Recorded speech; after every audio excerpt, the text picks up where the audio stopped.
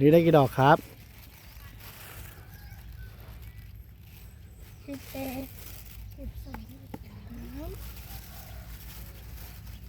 เฮ้ยจะรู้ไหมน่ะ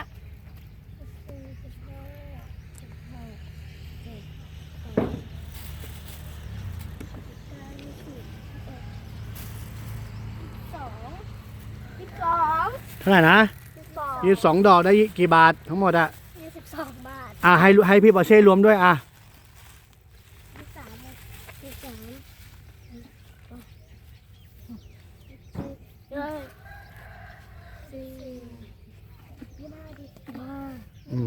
นับดังๆหน่อยไม่ได้ยินเลย27 28 29 30โอเค31 32 33ถ้ารวมกัน4 35 36 37